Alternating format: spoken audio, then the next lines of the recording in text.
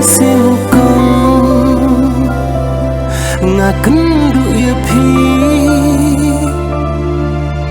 ngasyanya abad teluk tang hapi pemban kadang ikis-ikia ngala pemban tang jing syukur yang hak macong api om bayang api ijha penban pikran tangki tin thok hajan jong hajin lei pilong kat basyadin